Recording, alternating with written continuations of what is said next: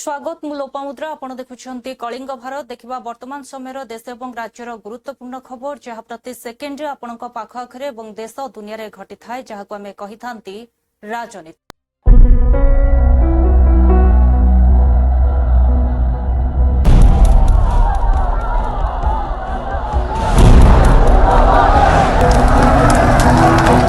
राजनीति जेउठी गोटे ही सत्य जितिबा जेकोसी मूल्य देखु ये जो मु जानी किए तांकर राजनैतिक परामर्शदाता सब किए अच्छी मो कहवा कथा है जितेबले महिला सशक्तिकरण दृष्टिकोण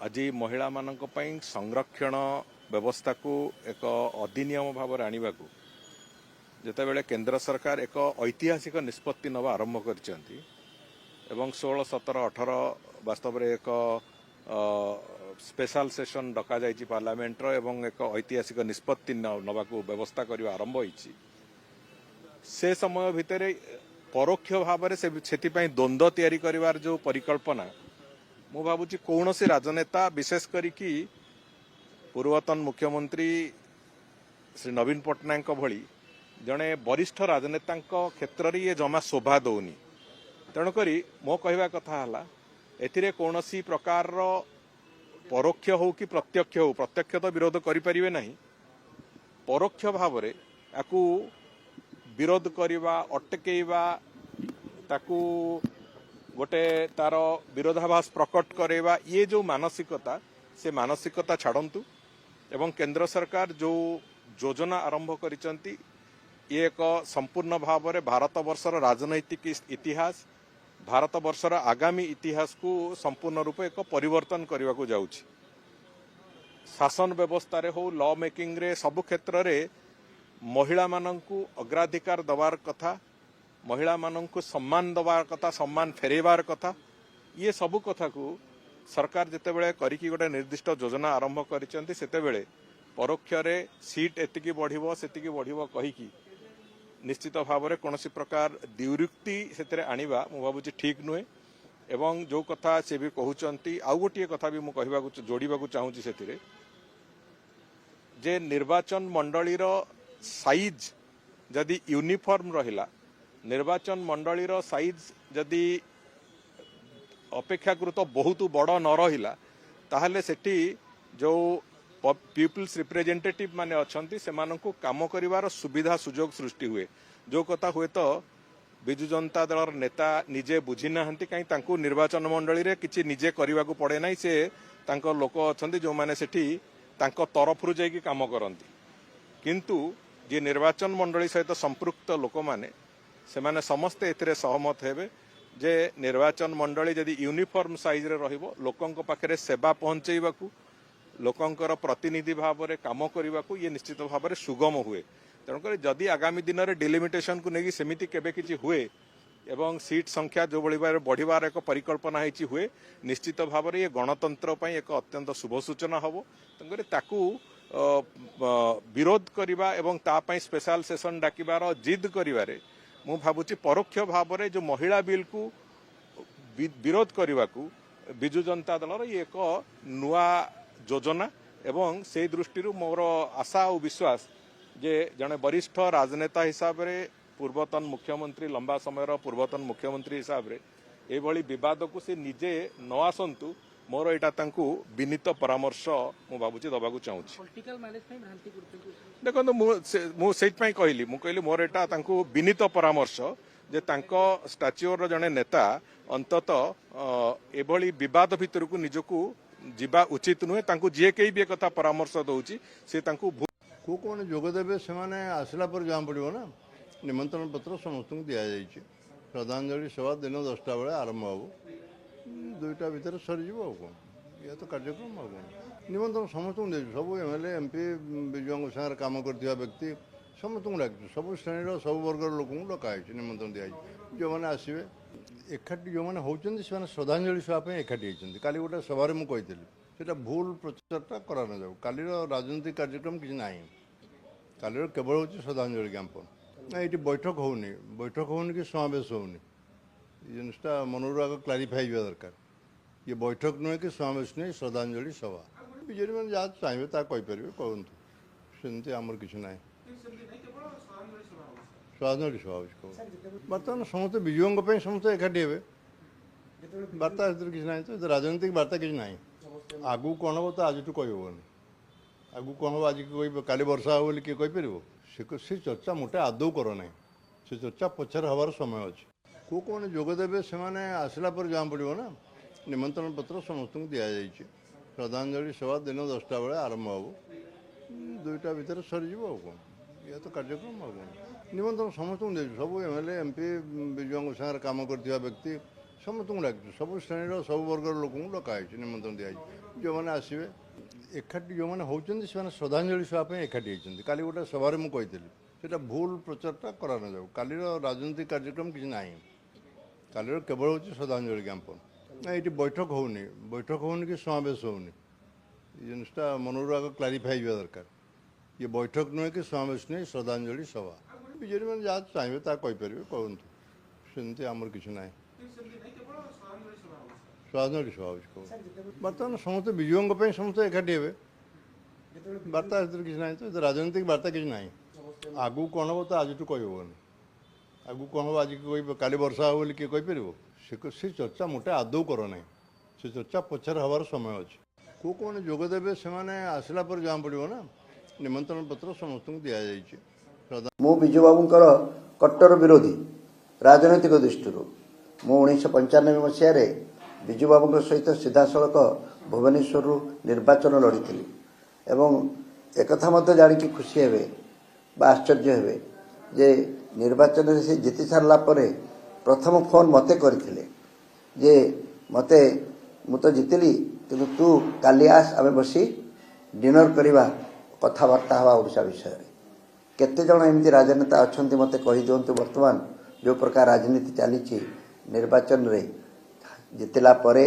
हराई व्यक्ति को डाकी से एभली सम्मान एवं श्रद्धा निवेदन करेंगे तेणु मोर तांको प्रति भिन्न एक आभिमुख्य अच्छी श्रद्धा अच्छी एवं राजनीति आउ ये नागरिक समाज टोटाली अलग मुझे काली भी कही तांकर राजनैतिक प्रतिद्वंदी किए थे जीवन सारा 80 दशक जानकी वल्लभ पट्टनायक थे तांकर वियोग में जानकी वल्लभ पट्टनायक कौन कही श्रद्धांजलि देले झड़र इगल माटीर कुशकार से आसतु समस्ते झड़र इगल हवा ओडिया सबू युवक जदि झड़र इगल हो पारे जदि ये माटी को तैयारी करने से समस्ते संकल्प नहीं पारे ताले आम राजनीतिक प्रोब्लेम किसी रही बाकी रहा बिजु लिगासी कथा बिजु लिगासी माने कौन लिगासी जोटा कि इंग्राजी शब्द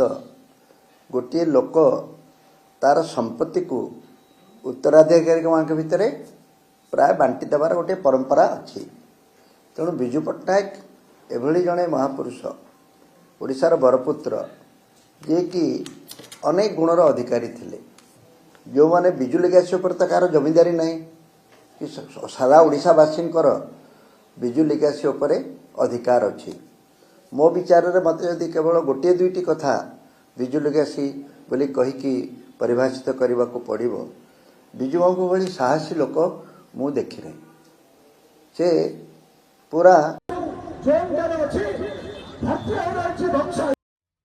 थिला टिकिली एक समय रे एबे मध्य सेठी आम जड़र सत्ता अच्छी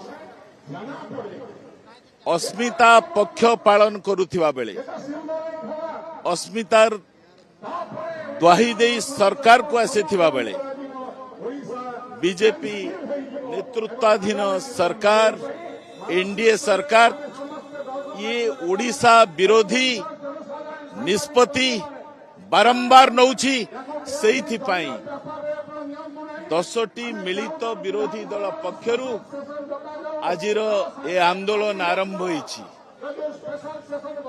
काहाकू आमकू अछपा अजଣା नहीं जे मात्र 3टी डिविजन को नहीं ଯେତେବେଳେ ଆରମ୍ଭ କରାଯାଇଥିଲା 2002-3 ରେ ସେତେବେଳେ ୟୁପିଏ ସରକାର ଥିଲା 7ଟି ଡିଭିଜନ 7ଟି ଜୋନ୍ ଭାରତବର୍ଷରେ ଆରମ୍ଭ କଲା ବେଳେ ପୂର୍ବ ତଟ ରେଳବାଇ ଓଡ଼ିଶାରେ ଆରମ୍ଭ ହୋଇଥିଲା 2003 ମସିହାରେ। ପରବର୍ତ୍ତୀ ଅବସ୍ଥାରେ ଏଠୁ ଯେତେବେଳେ ଗୋଟାଏ ବଡ଼ ଅଂଶକୁ ଛଡ଼େଇ ନେବା ପାଇଁ ସଚିବ ସ୍ତରୀୟ ଏକ କମିଟି ନିଷ୍ପତ୍ତି ନେଇଥିଲେ ସେତେବେଳେ ପୁଣି କଂଗ୍ରେସ ନେତୃତ୍ୱାଧୀନ ୟୁପିଏ ସରକାର ଇଏ ଓଡ଼ିଶାରେ ରହୁ ବୋଲି ସେ ନିଷ୍ପତ୍ତି ନେଇଥିଲେ। ଏବେ ବର୍ତ୍ତମାନ କୌଣସି ଆବଶ୍ୟକତା ନଥାଇ ଦକ୍ଷିଣ ଏବଂ ଦକ୍ଷିଣ ପଶ୍ଚିମ ଯେଉଁ ତଟ ରେଳବାଇ ବା south and south west coast railway zone କରାଯାଇଛି ଏ ଜୋନ୍ର କୌଣସି ଆବଶ୍ୟକତା ନଥିଲା। ଆବଶ୍ୟକତା ନାହିଁ ବୋଲି ମଧ୍ୟ ଆପଣମାନଙ୍କର ସ୍ମରଣ କରିଦେବାକୁ ଚାହୁଁଛି 2012 ମସିହାରେ ଯେତେବେଳେ ଏ ଜୋନ୍କୁ କରିବା ପାଇଁ ନିଷ୍ପତ୍ତି ବି ହୋଇଥିଲା ସେତେବେଳେ କଂଗ୍ରେସ ନେତୃତ୍ୱାଧୀନ ସରକାର ମନମୋହନ ସିଂଙ୍କର ସେ ନେତୃତ୍ୱକୁ ଗ୍ରହଣ କରିନଥିଲେ ଏବଂ ସେ ଗଠନ କରାଯାଇନଥିଲା। ଆଜି କିନ୍ତୁ ତାକୁ ଗଠନ କରାଯାଉଛି ଯୋଉ ଆଳରେ ଅଶ୍ୱିନୀ ବୈଷ୍ଣବ ଏଇଠୁ ନିର୍ବାଚିତ ରେଳମନ୍ତ୍ରୀ ଏବଂ ଓଡ଼ିଶାର ସାଂସଦ ସେ ତାଙ୍କୁ ଏକ ସମୟରେ ବିଜେଡି ଦଳ ମଧ୍ୟ ସମର୍ଥନ କରିଥିଲା ତାଙ୍କ ପ୍ରାର୍ଥୀତ୍ୱକୁ। ସେ ଭୁଲି ଯାଉଛନ୍ତି ଏ କଥା। ଆଜି ଆଶା କରୁଛୁ सरकार पड़ न था बोधे रेल लाइन ओडिशा एवं आम नेबरिंग स्टेट ताकू देखिए एवं ओडिशा रे रेलवे रे सबुठारु तळे आमर जो रेल लाइन तेणु ताकू एवं ओडिशा रो रेवेन्यू बेसी पाउछि रेलवे आमर जो इकोनॉमिक एक्टिविटी हला परे माइनिंग आ अन्य फ्राइट आ मूवमेंट हला परे सेथिरु बहुत आमर 60,000 कोटी टका रेवेन्यू आज ता टर्नओवर आसुछि 20,000 कोटी लाभ 25,000 कोटी पाउछि तेणु आमे जो बजेट बढ़ीगला दिया कहते केते दिन रे आम सेतरे केते दिन रे आमे से ऑल इंडिया एवरेज संगे ता ऊपर को जीवो आम नेबरिंग आपण देखंतु आज यदि भारतवर्ष रे भारतीय जनता पार्टी सरकार गढ़ी ओडिशा रु 20 जन एमपी गले बोली से सरकार गढ़ी जो ओडिशा जोगुरु भारतीय जनता पार्टी सरकार गढ़िबारे सक्षम हैला आज जेतेले सीट संख्या बढ़िबो बोली 16, 17, 18 रे स्पेशल सेशन बसुची पार्लियामेंट रो जोठी महिला संरक्षण बिल ता साथरे डिलिमिटेशन जो थरे कि आपनकर 545 सीट को लेके 850 रे पहुंचे बोली निष्पत्ति करसंदी ताको हिसाब कला बेले देखा जाउछि जे बिहार रे जेति की सीट अछि तार 80% बढ़ुछि उत्तर प्रदेश जेति की अछि तार 75% बढ़ुछि एवं ओडिशा भली केरल हो तमिलनाडु हो आंध्र हो तेलंगाना हो कर्नाटक हो वेस्ट बेंगल हो पंजाब हो ए सब राज्य गुड़ाक कमिब ता सेतरे ओडिशा मध्य कमिब बढ़िबो कोठी ना बढ़िबो आपनकर उत्तर प्रदेश बिहार मध्य प्रदेश छत्तीसगढ़ झारखंड जो अंचल रे भारतीय जनता पार्टी आशा करुछि एवं जो अंचल जोगुरु से माने सरकार गढ़िबा को समर्थ होउछन्ती तांकर जो बेस अछि जोडा काओ बेल्ट जोडा हिंदी बेल्ट सेठी आशातीत भाव रे संख्या बढ़ुछि एवं साउथ इंडिया समेत ओडिशा एवं पंजाब वेस्ट बेंगल कमुछि जाफल कौन हम मुझे कही रखा चाहे जातीय हार रे 3.9% आम रेसीो थिला बेले एबे जदि बढ़िबो ताल 3.4 को कमिबो अर्थात 0.5% आमर कमिबो जदि 50% बढ़ुची पार्लियामेंट रे ताले आमर 50% बढ़िले 21 लोकसभा सीट रु तार अधा 10.5 आइदर 10टा सीट बढ़िबो 11टा सीट बढ़िबो जदि 21 रे 10 मिसिबो 31 जदि 11 मिसो ताले 32 जदि एमाने मात्र 7टी सीट बढ़े 28 हम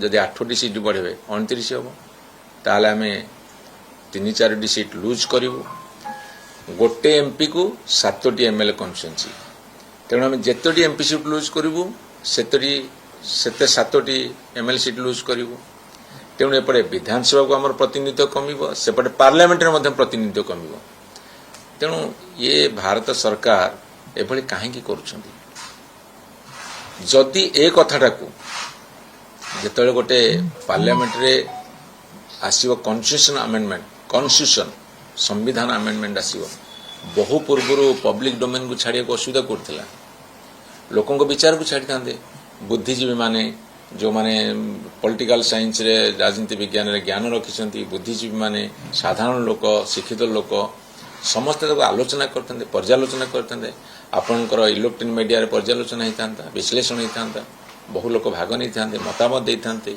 आमर जो एमपी मैंने जाइए भारत वर्ष विभिन्न जगह से प्रशिक्षित होते ज्ञान लाभ करते से अनुसार जुक्ति उपस्थापन करते सरकार कौटी त्रुटि थे संशोधन करते जेहेतु भारतीय जनता पार्टी अभिसंधिमूलक काम करने को जाऊँच गभीर षड्यंत्र रचुंट जे किछि अंचल बढ़ेबे किछि अंचल काटिबे तार भयानक परिणाम सामना को आसुची मु आशा करुची विश्वास करुची भरोसा करुची देश रे पुणी आउ गोटे विभाजन दिन हेबा को न जाओ What more you can expect from a divisive party like DMK, which is trying to divide the country right from the day one? That is what the DMK has been doing, and even now, today also they are trying to do in the name of state rights, where the Prime Minister, Home Minister, everybody has very clearly said that the BJP will never leave the southern states isolated, and also our leader, Mr. Advani, in 2005, the same stand. We are with the same stand for many years, many decades. So we have said that this is a misleading statement by Mr. Stalin and also the Congress, and the blatant lies are being spread against this reservation and against this delimitation, whereas while the committee, the delimitation act, as per the act, the committee is not being formed. How they come to a conclusion that this will be like that and that will be like this? So this is what we have been saying, that they are trying to confuse, instigate people, which is not right. What more you can expect from a divisive party like DMK, which is trying to divide the country right from the day one? That is what the DMK has been doing, and even now, today also they are trying to do in the name of state rights, where the Prime Minister, Home Minister, everybody has very clearly said that the BJP will never leave the southern states isolated, and also our leader, Mr. Advani, in 2005, the same stand. We are with the same stand for many years, many decades. So we have said that this is a misleading statement by Mr. Stalin and also the Congress, and the blatant lies are being spread against this reservation and against this delimitation, whereas while the committee, the delimitation act, as per the act, the committee is not being formed. How they come to a conclusion that this will be like that and that will be like this? So this is what we have been saying. Bengal में BJP जीतेगा, BJP का सरकार बन जाएगा।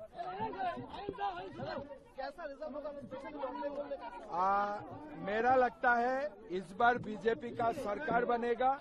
लोग तैयार है BJP को वोट देने के लिए। इस बार लोग पूरा रेडी है।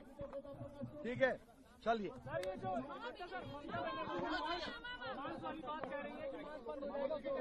आप देखिए, हमारा जो पूर्व भारत है, पूर्व भारत में माँ का पूजा होते हैं और माँ का पूजा में बलि होते हैं। कामाख्या माँ में हर दिन बलि होते हैं। कामाख्या में बीजेपी का सरकार है असम में। कभी तो मांस तो बंद नहीं हुआ है, लेकिन ममता जी का मन में डर है कि बीजेपी आने से गो मांस बंद हो जाएगा। वो जो मांस का बात बोलते हैं ना, वो गो मांस का बात बोलते हैं। बाकी मांस तो असम में भी 10 साल से बीजेपी का सरकार है, बिहार में बीजेपी का सरकार है। कहीं तो बंद नहीं हुआ है, बंद हुआ है क्या? बिहार में बीजेपी का सरकार है, असम में बीजेपी का सरकार है। मंदिर में बलि भी होता है, मांस लोग तो खाते हैं, कोई तो मना नहीं है। ये बात क्यों उठाया?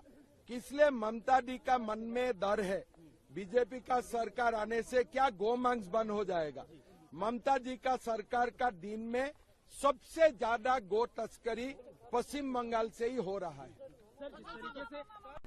बंगाल में BJP Jeet. There is no need for controversy regarding the chief ministership of Kerala through the social media, because only on 4th of May the counting will start. After the counting, if we will get a majority, the Congress High Command will decide all these things. This is always the system of the Congress party. There is no need for unnecessary controversy and mudslinging in the social media. I am always away from this kind of activities, but I feel that everybody will stop this, and that is better for the party and the party workers. Party workers and the people who voted for the Congress party should not put in dilemma. I feel that the Congress High Command is the ultimate authority to decide all these things. There is no need for controversy regarding the chief ministership of Kerala through the social media, because only on 4th of May the counting will start. After the counting, if we will get a majority, the Congress High Command will decide all these things. मुख्यमंत्री तो बहुत कुछ बोल रही है। मुख्यमंत्री का किसी भी बात का आज के दिन में पश्चिम बंगाल की जनमन पर उसका कोई प्रतिष्ठा नहीं है। जनता उसको डिजोन कर चुके हैं, तृणमूल नहीं है। जो दिखाई दे रहा है आपको लिविंग फॉसिल, तृणमूल चले गए, बहुत दिन होकर चले गए। अभी जो हो रहा है वो विसर्जन का समय है। वो जगन्नाथ देव को साक्षी रखकर वो सागर में तृणमूल को विसर्जन हो जाएगा। बड़ा दावा कर रही है कि केंद्र जो सेंट्रल फोर्स आ रहा है उसके साथ पैसा भी आ रहा है, ये ममता बनर्जी कह रही है। केंद्र फोर्स सेंट्रल, देखिए मुख्यमंत्री का और कुछ बोलने का बाकी नहीं है। मुख्यमंत्री रोज सोचते रहता है क्या बोला जाए। वही सेंट्रल फोर्स की मांग तो उन्होंने 90 के दशकों से करती आई हुई। आज सेंट्रल फोर्स से इतना डर क्यों? बात निकलेगी तो बहुत दूर तक जाएगी। हमारा कोई अगर एक आदमी को अरेस्ट करता है पुलिस, तो हम लोग हजारों अरेस्ट करेंगे। पार्लियामेंट में 850 सीट के लिए 16 तारीख को पार्लियामेंट में इसकी चर्चा होगी। 543 से बढ़ के 850 होगी। अरे कांग्रेस ने सपना देखा, सपने को साकार नहीं कर सका। कांग्रेस सपना देखा था 1 नेशन 1 टैक्स, बीजेपी करके देखा है जीएसटी। अभी होने वाला है। पश्चिम बंगाल में एक कहावत था, ये कुछ चीज चर्चा तो होता है, लेकिन चर्चा शुरू का साथ साथ कुछ हो जाता है। जैसे एक महिला बिल, उसका आरक्षण तो बीजेपी ने करके दिखाया। हमारा पास तो कुछ छुपे हुए एजेंडा नहीं है। हम बोले थे हम लोग 370 धारा हटाएंगे, हटा देंगे। हम बोले थे हम लोग 3 तलाक को हटाएंगे, हटा दिया। राम मंदिर बनाएंगे, हो गया। अभी बाकी रह गया आपका ये महिला बिल। हम भी चर्चा में जा रहे हैं, 18 तारीख को राज्यसभा में पास होगा। एक ऐतिहासिक क्षण का साक्षी होकर रहेंगे, वो भी होगा। फैमिली प्लानिंग मैंडेटरी, ये देश का जनता चाहते हैं, होगा। यूसीसी होने वाला है, सब कुछ हो जाएगा। जो बनाने वाला, जो हटाने वाला, वो एक ही बीजेपी है। हम लोग ही कर देंगे, ममता जी का कोई जरूरत नहीं है। और एक बात मान के चलिए, सिर्फ पश्चिम बंगाल नहीं, पूरा देश में और पूरा बंगाली डायस्पोरा, चाहे दुनिया की जिस जगह में भी रहते हैं, उसका मन में ये विश्वास आ गया है 4 मई দিদি গেই।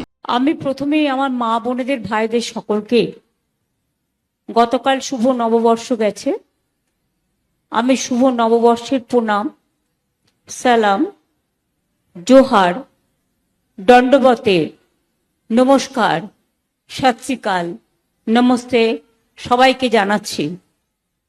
আমার রাজবংশী ভাওয়াইয়া অনেক শিল্পী এসছেন, আমার প্রাণ ভরা অভিনন্দন তাদের জন্য। আমার এখানে উপস্থিত আছেন, আমি প্রার্থীদের আগে আসতে অনুরোধ করব। ডক্টর শাবলু বর্মন, মাথা ভাঙা। হরিহর দাস, হাত ধরো। প্রার্থী শীতলকুচি। অভিজিৎ মানে হিপি, আমাদের কুচবিহার।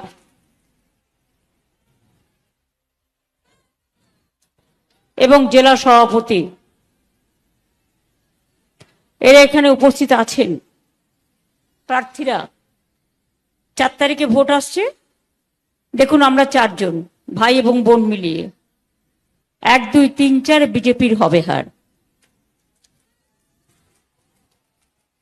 আমার এখানে আমার অত্যন্ত শ্রদ্ধেয় অনেক পুরনো দিনের হিতেন বর্মন, শ্রদ্ধেয় গিরীন্দ্রনাথ বর্মন, বিনয় বর্মন, এরা আমার দীর্ঘদিনের সাথী। এছাড়াও অন্যান্য জায়গায় অন্যান্য প্রার্থীরা থাকবেন, তাদেরও মিটিং দেয়া আছে। আমাদের সুমিতা রায়, সভাধিপতি জেলা পরিষদ, আমাদের আরো অনেক নেতৃবৃন্দ, সমস্ত সেলের আছে। আর আছেন আমার অজস্র পঞ্চায়েত, মিউনিসিপ্যালিটি, গ্রামসভা, জেলা পরিষদ। बंगाल चुनाव में बीजेपी की और एनडीए की भारी जीत हो रही है और ये बिल्कुल स्पष्ट है। जो ममता बनर्जी जी जिस तरीके से परेशान दिख रही हैं, और सबसे बड़ी बात है कि जो एसआईआर जैसे पारदर्शी और ट्रांसपेरेंट सिस्टम से जिसको परेशानी होगी, मतलब है कि वो कुछ गड़बड़ है।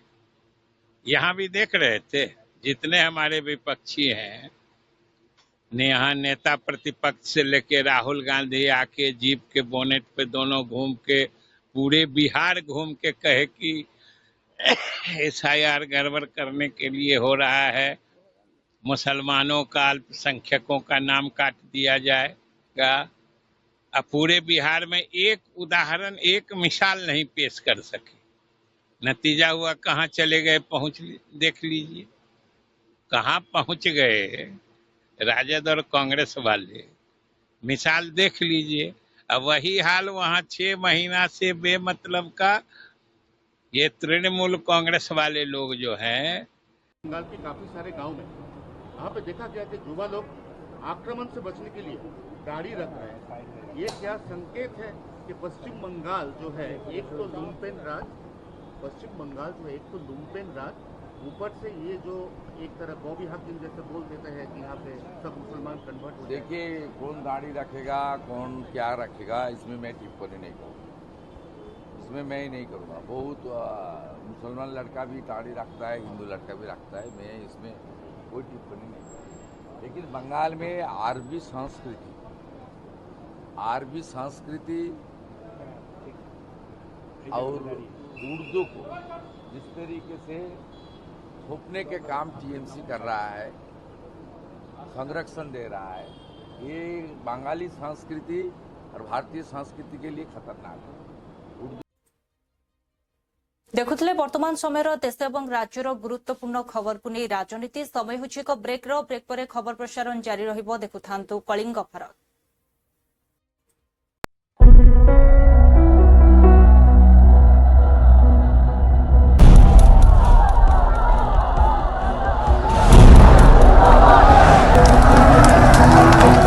राजनीति जेउठी गोटे ही सत्य जितिबा जे कोनोसी मूल्य रे।